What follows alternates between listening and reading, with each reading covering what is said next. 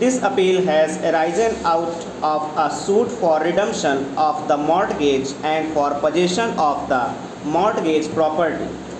The owner of the properties was on Jagdish, who mortgaged the property with the defendant respondent under a registered mortgage deed dated 19/3/1980 with possession by creating an unsatisfactory mortgage. It appears that after the mortgage deed, a partial release deed was signed between the parties on 21/9/1981 by which Jagdish had undertaken to give the first option to purchase to the mortgage. On demand for redemption, the defendant refused and hence the suit was filed by the plaintiff, who had purchased the property from Jagdish. It appears that before the aforesaid mortgage deed dated 19/3/1980 was registered, the mortgagee was already in possession of the property as a tenant of the mortgager. In the mortgage deed, it was specifically mentioned that on redemption of the mortgage should become the lessee of the mortgager automatically as previous to the mortgage. During the pendency of the suit, the plaintiff filed application under Order 12, Rule 6 CPC for a decree on the basis of the admission by the defendant that the mortgage was for 20 years, which had expired on 23/2000.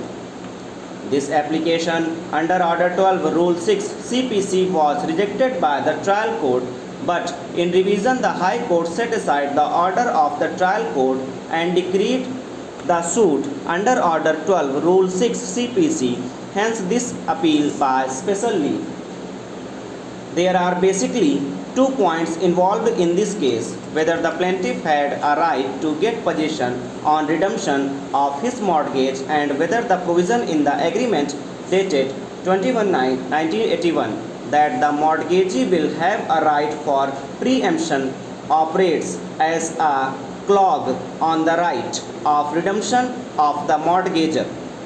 In the decision of the House of Lords Supra, it was clearly laid down that where one of the terms arranged between the mortgager and the mortgagee was that the mortgagee should have a right of redemption in case of the mortgager wishes to transfer the property to a third party. Such a condition operates as a clause on the right of redemption of the vendee from the mortgager. We fully agree with this view.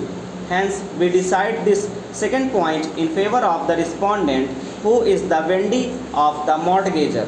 However, as regards the first point, we are of the opinion that the respondent did not have a right to possession automatically on a suit for redemption being decreed.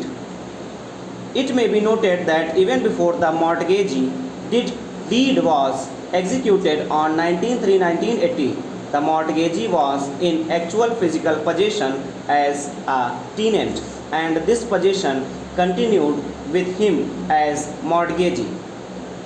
Hence, when the mortgagee was redeemed, it did not follow the erstwhile mortgagee could be straight away evicted.